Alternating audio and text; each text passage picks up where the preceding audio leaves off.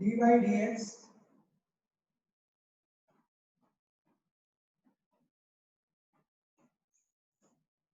Three by cot x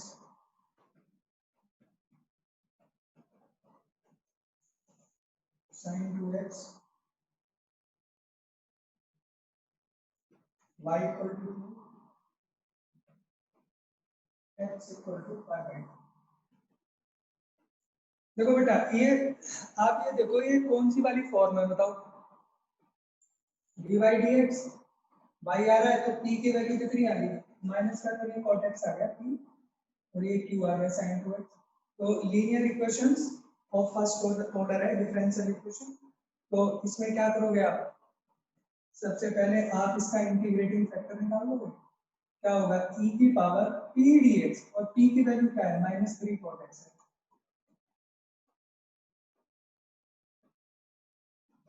तो ये आ गया e की पावर -3 cot x का क्या होता है log sin x होता है।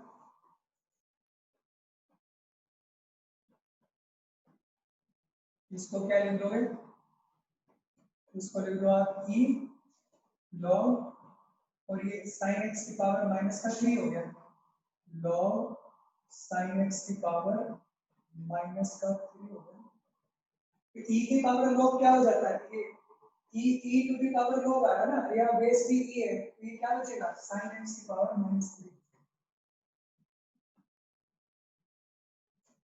ये क्लियर हो गया बेटा इतनी बात।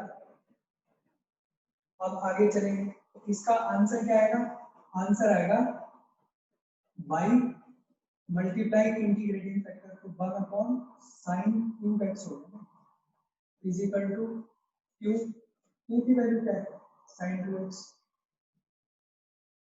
और इनटू इंटीग्रेटिंग फैक्टर यानी 1 अपॉन sin x और dx। तो एक बात क्लियर है। अब क्या होगा, अब इसको आप इंटीग्रेट करोगे, इसे 2 sin x cos x लिख दो 2 sin x और cos x upon sin 2x। एक कट जाएगा यहाँ से एक पावर तो बचेगा क्या हमारे पास 2 cos x divided by sin square x और dx। जान दो बेटा कैसे करोगे इसको, इसका इंटीग्रेशन कैसे करोगे, sin x को t लिखोगे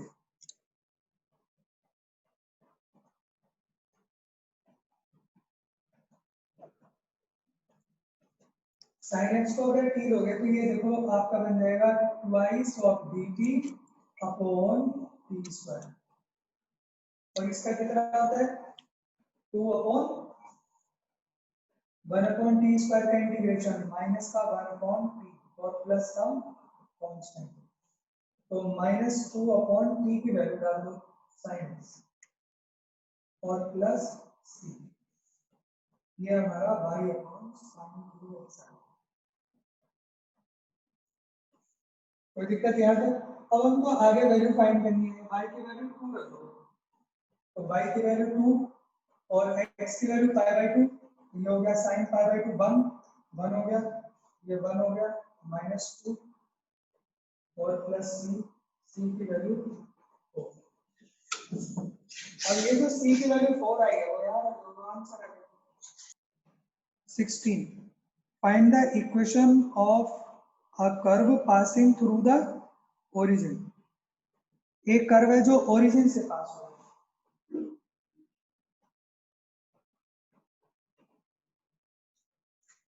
हमारा जो कर्व है वो ओरिजिन से पास हो रहा है 0 0 से पास हो रहा है। कर्व ओरिजिन से पास हो रहा है passing through the origin given that the slope of the tangent. अब स्लोप को क्या कहेंगे, एक्स वाई पॉइंट पे कोई टेंजेंट है तो उसका जो स्लोप होगा उसको हम b upon dx of y कहेंगे।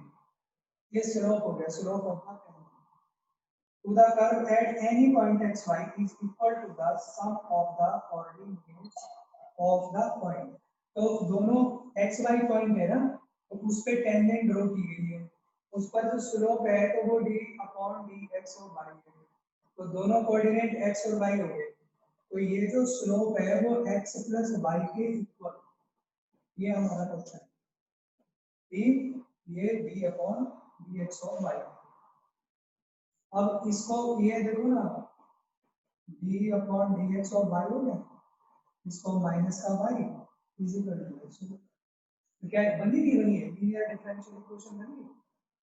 तो इसमें हम इंटीग्रेटिंग फैक्टर अगर फाइंड करेंगे तो e की पावर माइनस है, क्यों? क्योंकि p की वैल्यू माइनस का है, तो ये आ गया e की पावर माइनस x। तो आंसर क्या आएगा, सॉल्यूशन आएगा y e की पावर माइनस x, फिर q की वैल्यू x, e की पावर माइनस x और dx। आप इसको इंटीग्रेट कर दो, इसको इंटीग्रेट करोगे कैसे, by part integration, by part. तो ये पहला फंक्शन, फर्स्ट फंक्शन x, इसका इंटीग्रेशन e की पावर माइनस x और माइनस आएगा, फिर माइनस x का डेरिवेटिव 1 माइनस e की पावर माइनस x और माइनस माइनस माइनस प्लस, और दोबारा से जब आप इसका इंटीग्रेशन करोगे तो फिर माइनस हो जाएगा e की पावर माइनस x, और सम फॉर्म्स में y e की पावर माइनस x, e की पावर माइनस x से आप इसको डिवाइड कर दो तो आंसर आ जाएगा y is equal to minus x minus 1 plus c e की पावर x। अच्छा एक चीज और है, ये करने के बजाय आप इसको भी करने के बजाय क्या करो, क्योंकि हमारा जो कर्व है वो ओरिजिन से जा रहा है, ओरिजिन से जा रहा है, तो ओरिजिन इसको सेटिस्फाई करेगा। तो आप इसमें x की वैल्यू 0 और y की वैल्यू 0 पुट कर दो आप। तो x को y को 0 रखोगे, ये 0 हो गया, ये 0 हो गया, ये e की पावर 0 1, तो c की वैल्यू 1 आ गई, c इक्वल टू 1। अब c की वैल्यू 1 यहाँ पे पुट कर दो, तो आंसर क्या आएगा, आंसर आ जाएगा, अगर ये 1 हो गया तो y e की power minus x minus x e की power minus x minus e की पावर माइनस x प्लस 1। अब e की पावर माइनस x से सबको डिवाइड करोगे तो y is equal to minus x फिर माइनस 1 प्लस e की पावर x, ये आ जाएगा, c की जगह 1 हो जाएगा, जो मैंने काटा है ना, यहाँ c के प्लेस पे 1 हो जाएगा।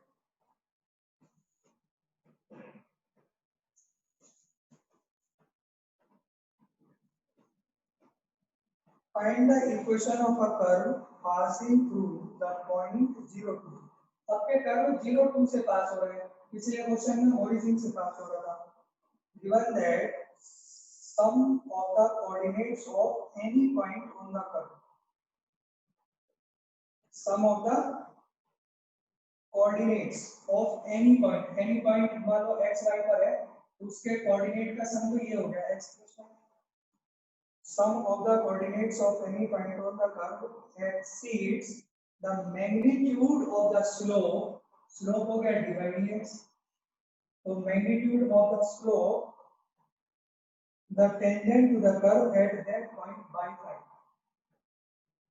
ये दे रखा है, क्या दे रखा है, a sum of the coordinates, किसी पॉइंट के कोऑर्डिनेट का जो सम है, sum of the coordinates of the point, वो स्लोप से 5 ज्यादा है, यानी dy dx प्लस 5 ये है। तो यहाँ से देखो एक क्वेश्चन बन गई, dy dx माइनस y करोगे is equal to x minus 5।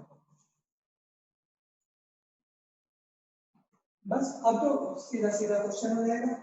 तो इसका जो ये तो यही आ गया ना, इंटीग्रेशन फैक्टर यही आ जाएगा, e की पावर माइनस x आ जाएगा। तो आंसर क्या आ जाएगा इसका, इसका आंसर कैसा आएगा, y e की पावर माइनस x फिर q x माइनस 5 e की पावर माइनस x हो रही है। अब इसको भी बिल्कुल ऐसे ही करेंगे, बाहर x का है, x माइनस 5 है, तो क्या आंसर आ जाएगा, पहला फंक्शन x माइनस 5, इसका इंटीग्रेशन माइनस में आएगा फिर माइनस इसका डेरिवेटिव x का डेरिवेटिव 1, ये 0, तो कितना आ जाएगा माइनस e की पावर माइनस x, ये आएगा। फिर आगे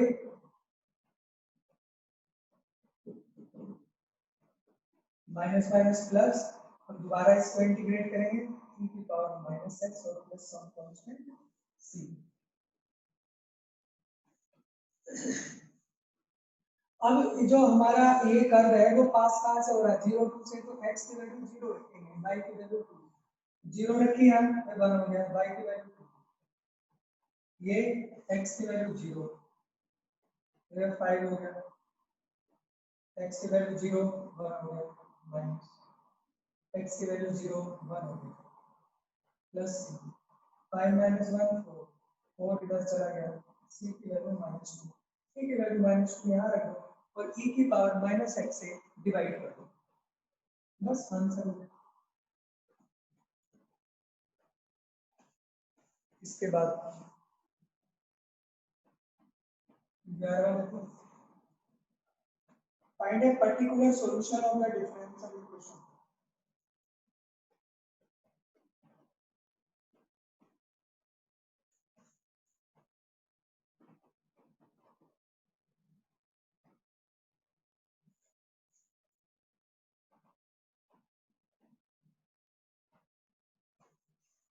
अगर हम इसको मल्टीप्लाई करें क्या बनेगा,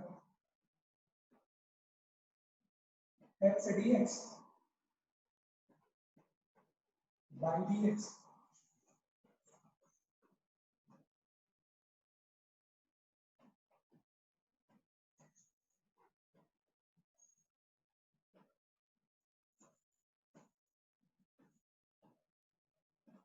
dx वाली टर्म एक साइड रखो, x यहाँ पे आएगा dx और e आएगा, और dy वाली एक साइड रखो, इधर गया dy, y हो गया, और dy इधर गया और माइनस हो गया।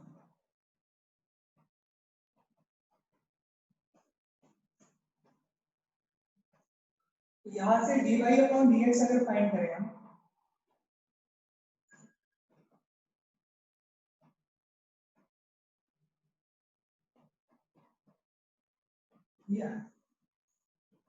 इसमें देखो अगर इस तरह की क्वेश्चन है तो इसमें आप सब्स्टिट्यूशन करोगे, क्योंकि इसमें वेरिएबल सेपरेट तो हो नहीं रहा, तो इसको आप क्या करोगे, रिड्यूस करने के लिए आप इसमें x माइनस वाई को t रखो, दोनों जगह आ रहा है ना,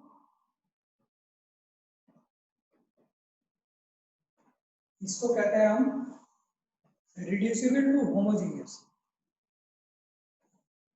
x माइनस वाई को t रख दिया हमने, तो इसका डेरिवेटिव करोगे तो आएगा 1, ये dy अपॉन dx आएगा, और इधर dt अपॉन dx आएगा,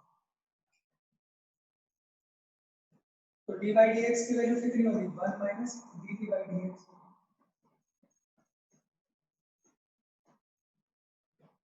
और इज इक्वल टू ये हो गया t माइनस 1, और ये माइनस t माइनस 1, तो सॉल्व करो 1, देखो यहाँ से माइनस कॉमन लिया तो t प्लस 1 हो जाएगा, और इसको इधर लेके आए तो प्लस हो जाएगा, ये बन जाएगा t माइनस 1 और t प्लस 1, और इधर तो आपने ऐसे dt अपॉन dx की वैल्यू निकाल दी।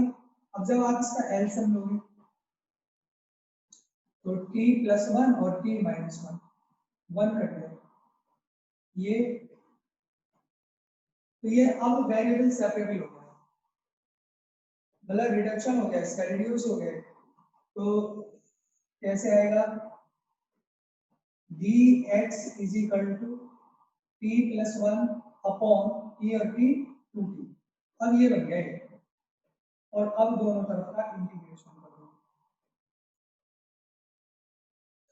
तो तब इसमें क्या करोगे, ये तो 1/2 है, और इसको टी को दोनों के नीचे अलग अलग कर दो, तो 1 प्लस 1/t और दिस इज टी। तो एकदम सिंपल हो गया। इसका इंटीग्रेशन है 1/2, इसका इंटीग्रेशन t, इसका 1/t का log t और प्लस सम कांस्टेंट c। अब आप इसमें t की वैल्यू डाल दो, x माइनस वाई, ये आपका आंसर हो गया। 12th क्वेश्चन तो शायद मैंने कल कराया था आपको, e की power -2 root x divided by root x minus y upon root x और dx अपॉन dy।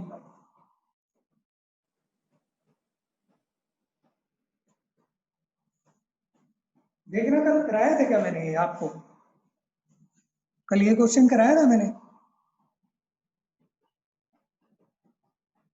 फिर यहां से dy dx निकाल दो, तो समझ नहीं आया क्या ये, दोबारा कराऊं क्या?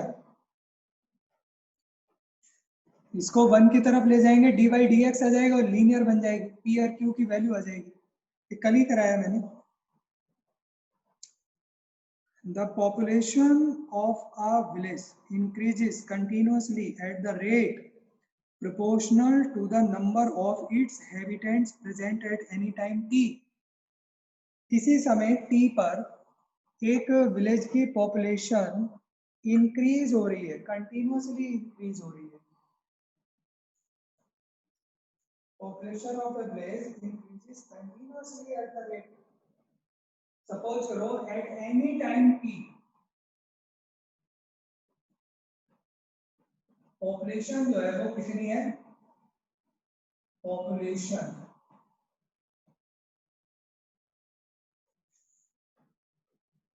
t मतलब at any time t जो पॉपुलेशन ऑफ द विलेज है वो t है। तो क्योंकि वो इंक्रीज हो रही है कंटिन्यूअसली, तो उसका जो रेट हो गया, तो रेट क्या हुआ, dp अपॉन dt, यही हुआ ना रेट। तो इसका जो रेट है इंक्रीज होने का, at the rate proportional to the number of its inhabitants present at any time t। ये p के प्रोपोर्शनल है, at any time t, तो पॉपुलेशन तो p है ना, तो उसका जो रेट ऑफ इंक्रीज है तो वो p के प्रोपोर्शनल है। तो यहां से हम d अपॉन dt ये लिख देंगे a और p, तो यहां से आ जाएगा, ये आ जाएगा a d, और इसको इंटीग्रेट कर देंगे, इसको इंटीग्रेट कर दो, तो ये क्या बन गया, ln p equal to at और plus some constant c। If the population of the village was 20,000 in 1999, 1999 में जो पॉपुलेशन थी वो 20,000 थी।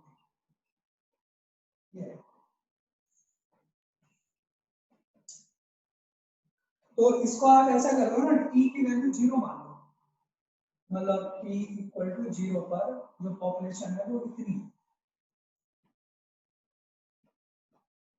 तो यहाँ पे लिख दो ln 20,000 इक्वल टू, ये 0 हो गया, c की वैल्यू आ गई, तो तब ये बन जाएगा ln p equal to k p plus ln 20,000।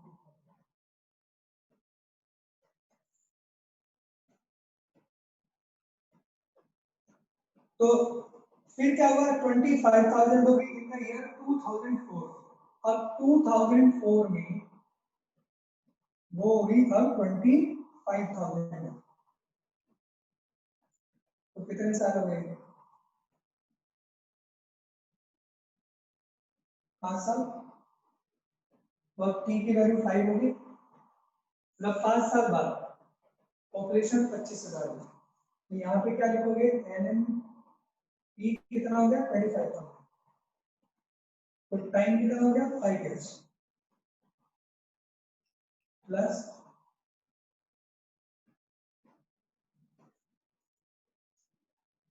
अब ये कितना है,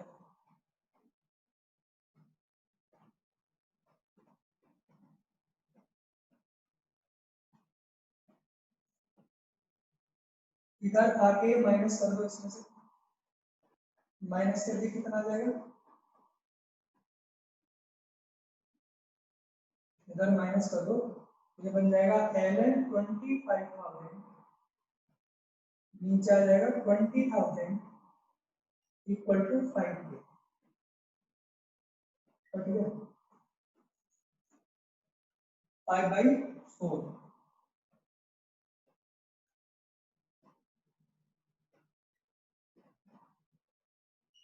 ये k की वैल्यू आ गई। अब ये जो k की वैल्यू है वो यहाँ पर, तो ln p इसके इक्वल आ जाएगा 1/5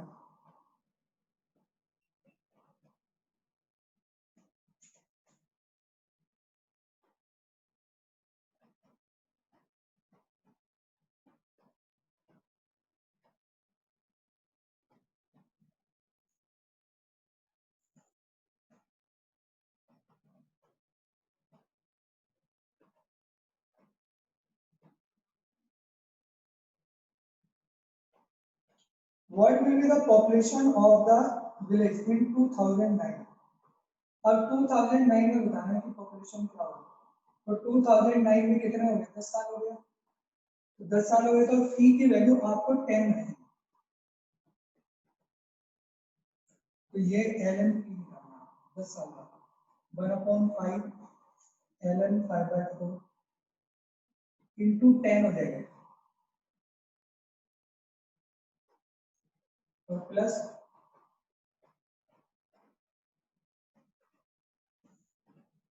ये हो गया 5 2 जा 10,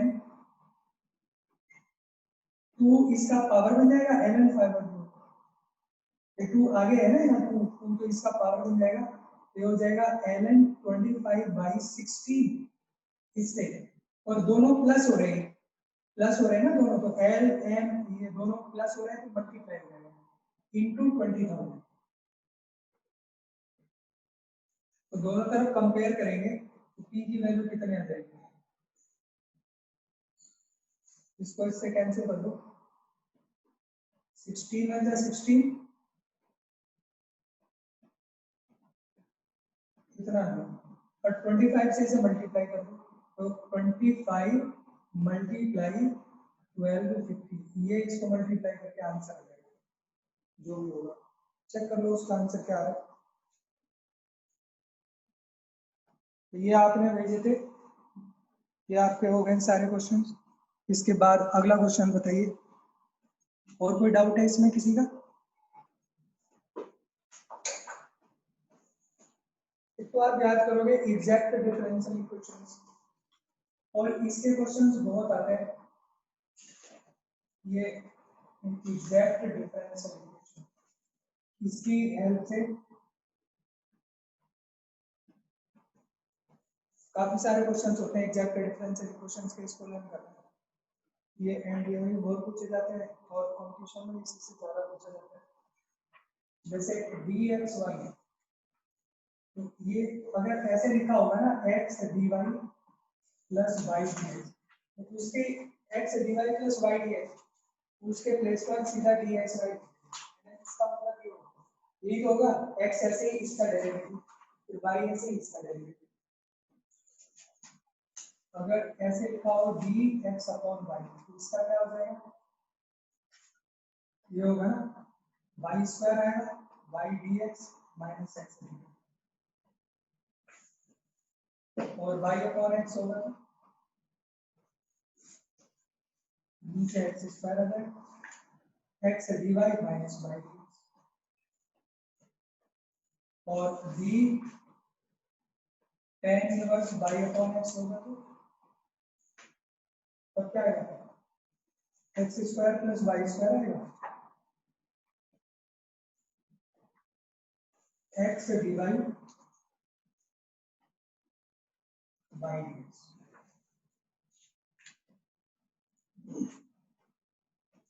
x/y में उल्टा हो जाएगा,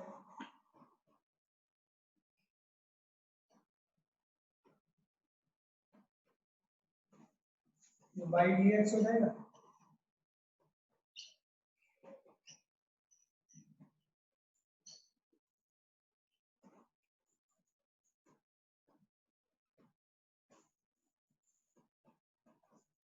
अगर ln x अपॉन y हो तब क्या होगा?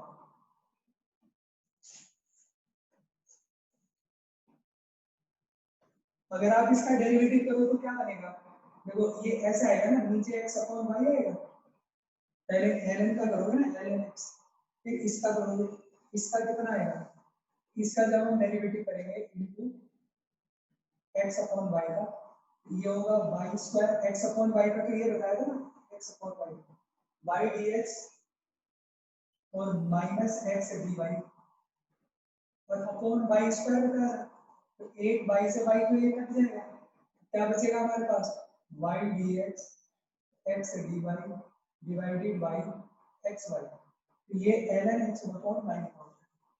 लेकिन अगर ये उल्टा हो y अपॉन x हो जाए, ये तो xy ही आएगा ना, x dy माइनस का y dx हो जाएगा। ये हमें याद होना चाहिए, अगर ये हमको याद होंगे तो तब हम इसके तब डायरेक्ट कर सकते हैं क्वेश्चन। देखो मैं क्वेश्चन कैसे इसके करते हैं, y dx plus x dy minus y dx divided by,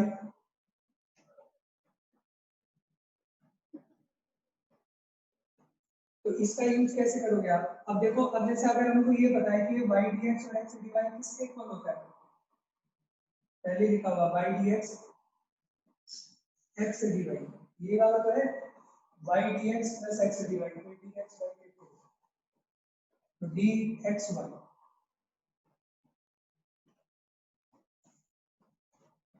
ये dxy है, तो ये किसका है? x dy minus y dx भी तो है किसी का, ये है x स्क्वायर, तो dy अपॉन x नहीं, किसका है? x dy by dx, x dy by dx x square y square, d tan inverse y upon x। तो हम अगर हमें याद होगा तो हम इसको ऐसे लिखेंगे, कहीं कहीं पर हमको ये बनाना भी पड़ता है। अब आपका क्या करो, ये भी डी है, ये भी, दोनों तरफ को इंटीग्रेट कर लो, इंटीग्रेट बोथ साइड्स, इंटीग्रेट कर लो बोथ साइड्स। तो जब आप इसका इंटीग्रेशन करोगे तो ये आएगा एक्स वाई, और इसका इंटीग्रेशन करोगे तो tan inverse y upon x और प्लस सम कांस्टेंट, बस ये आंसर आएगा। और देखो इसका क्वेश्चन,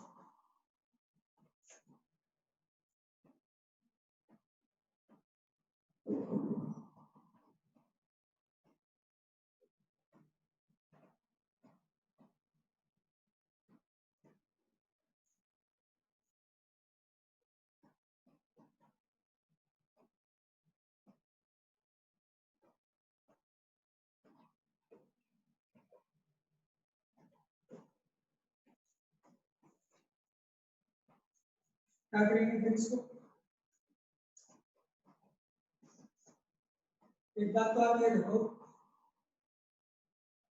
2x ये ln y dx, इसको अंदर मल्टीप्लाई कर दो, x square upon y dy 3y square dy, ये dy आ रहा है तो इसका इंटीग्रेशन तो सिंपल हो जाएगा, y स्क्वायर का इंटीग्रेशन y क्यूब बाय 3 होता है अगर इंटीग्रेशन करेंगे।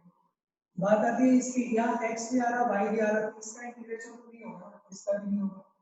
तो एक्चुअली हम ये देखो, ये किसका इंटीग्रेशन बन रहा है, अगर हम इसको देखें, ये जो 2x है वो x स्क्वायर का डेरिवेटिव है, और ln y का डेरिवेटिव बना अपॉन y है। तो कुल मिला के इसमें अगर आप देखो तो एक फंक्शन तो x स्क्वायर हो रहा है क्योंकि इसका डेरिवेटिव ये है और इधर का डेरिवेटिव इधर है, तो ये x स्क्वायर, और अगर ln y लिखना है, इसका अगर d करना है तो देखो इसका डेरिवेटिव क्या है, अगर आप इसका डेरिवेटिव देखोगे, इसमें प्रोडक्ट रूल लगाओ, x स्क्वायर का डेरिवेटिव 2x आएगा, ln by ऐसे, तो x स्क्वायर का derivative 2x ln by dx आएगा, फिर x square as it is l n y का डेरिवेटिव 1/y और फिर dy आएगा। तो ये यहाँ से यहाँ तक जो बना वो इसका डेरिवेटिव बना ना, तो ऐसे भी आपको ऐसे बनाना पड़ता है। बहुत सारे जो क्वेश्चंस आते हैं और ये इसी तरह के बहुत सारे क्वेश्चंस आए। प्लस ये 3y² dy और इक्वल टू 0। अब आप इसको इंटीग्रेट कर दो, integrate with respect to, integrate कर दो तो इसका जो इंटीग्रेशन आएगा वो तो x² ln y हो जाएगा और इसका इंटीग्रेशन क्या आएगा y³ 3 3 करेगा ये y³ और is equal to some constant. ये आंसर है।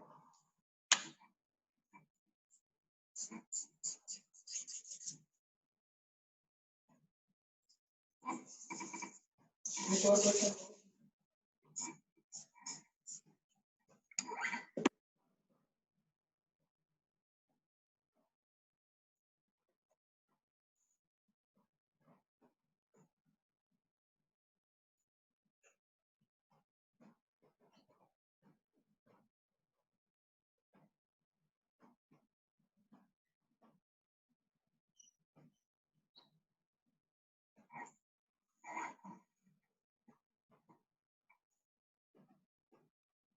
देखो, इसको देख के अभी लिखा है ये किसका बनना है, ये किसका है b tan इनवर्स y/x बन रहा है। अभी थोड़ी देर पहले लिखा है मैंने d tan इनवर्स y/x, ये तो d tan इनवर्स y/x बन गया। बात आती है इसकी, ये क्या है x dx plus y dy, ये तो dxy भी नहीं है। अगर हम x² का डेरिवेटिव करते हैं तो x² का क्या आता है 2x dx आता है। x² का कितना आता है 2x dx और ये क्या आता है y² का 2y dy आता है। y² का आता है 2y, तो 2 की कमी है ना यहाँ पर, तो अगर 2 से यहाँ मल्टीप्लाई कर दें 2 से डिवाइड कर दें ये ऐसे बन गया 1/2 d। देखो लगाओ हिसाब, अगर हमने 1/2 से डिवाइड कर दिया, अब जब इसको डेरिवेटिव करेंगे तो x² का डेरिवेटिव कितना आएगा 2x dx आएगा, इसका क्या आएगा 2y dy आएगा, दो कॉमन लेके इससे कट गया तो यही आएगा। अब कितना बनेगा x² + y², इंटीग्रेट कर दिया, इंटीग्रेट करोगे तो ये 1/2 x² + y², इसका इंटीग्रेशन tan इनवर्स y/x और is equal to 0 equal to some constant c। तो ये होता है, इस तरह से इनको सॉल्व करते हैं एग्जैक्ट डिफरेंशियल इक्वेशंस को। ये बहुत इंपॉर्टेंट है, इसके क्वेश्चंस करना आपको। ये मैंने आपको एग्जांपल्स भेजे थे, एग्जांपल्स में आपका सेल्फ प्रैक्टिस में 17-18 तीन एग्जांपल तो मैंने आपको करा ही दिए, 17-18 क्वेश्चन बचा हुआ इसका। अब आगे इसके एक और चीज देखो, equations reducible to the homogeneous form. अगर होमोजेनियस फॉर्म में हमको अगर रिड्यूस करना हो तो कैसे रिड्यूस करेंगे।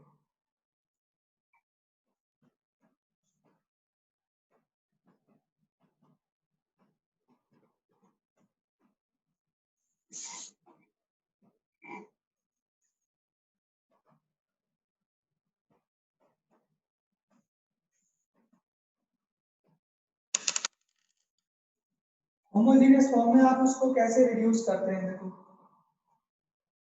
अगर कोई भी इस तरह की फॉर्म होगी ना डी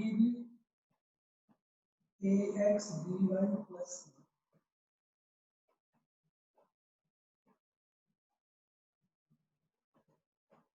कैपिटल सी है, ये स्मॉल सी है, तो एक इस तरह से ax dy प्लस 3 और ax dy और प्लस 3 इसका कोएफिशिएंट कुछ हो रहा है, इसके कुछ हो रहा है। तो इसमें अगर आपका जो a/a है और ये b/b ये इक्वल नहीं है। अब इस केस में अगर ये इक्वल नहीं होंगे तो ये आप इसको होमोजेनियस कैसे बनाएंगे। आप क्या करेंगे इसमें, स्मॉल x को capital X plus H put कर दो और y को small y plus a put कर दो। और किस तरह से करेंगे हम इसको, मैं क्वेश्चन से समझा देता हूँ, सीधे सीधे जल्दी समझ में आ जाएगा। जैसे क्वेश्चन है मेरे पास d upon is equal to x plus 2y minus 5 upon 2x plus y minus 4, ये है जैसे। तो इसमें आप क्या, इसको होमोजीनियस बनाना, होमोजीनियस को नहीं है, इसकी पावर 1 1 इसकी पावर 0, इस वाली टर्म का डिग्री 0, ये 1 1 इसका 0, होमोजीनियस नहीं है, होमोजीनियस बनाना है, रिड्यूस करना है इसको, ये वाली फॉर्म में कंपेयर कर रहे हैं। क्या करेंगे इसमें, x के प्लेस पे x प्लस h रख देंगे, y की प्लेस पे y प्लस k रख देंगे, तो ये ऐसे बन जाएगा x plus h 2 y plus 2k minus 5 upon 2 x plus 2h plus y plus k और minus 4।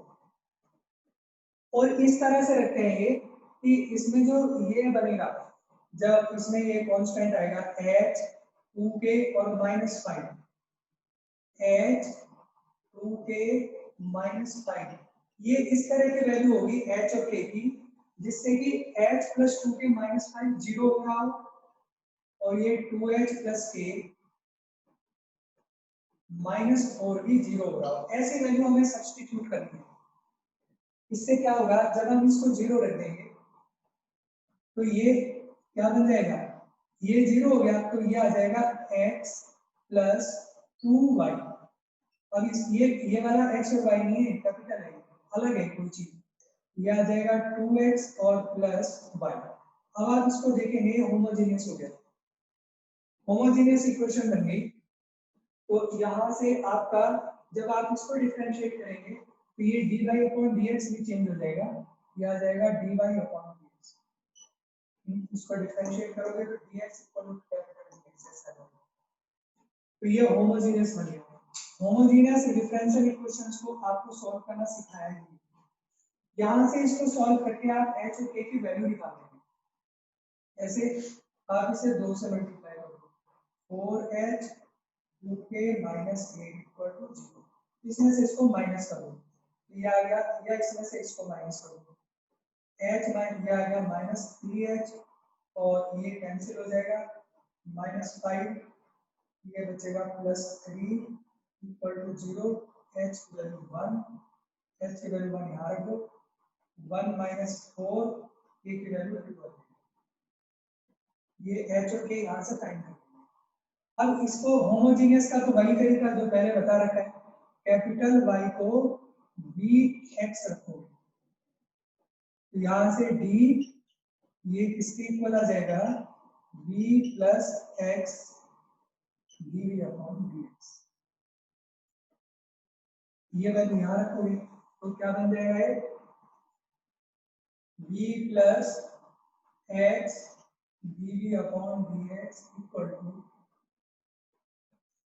x 2Vx 2x Vx, x common लेके काट दिया, 1 प्लस 2v 2 प्लस v, या ये वाला v इधर चला गया, एलसीएम ले लो, x dv upon dx 2 plus v 1 plus 2v minus 2v minus 3 square, ये कट गया।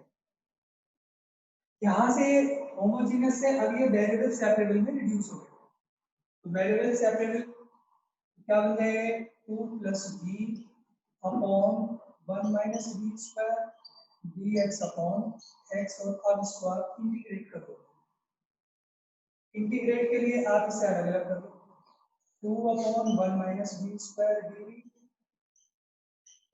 और plus v upon 1 minus v square dv।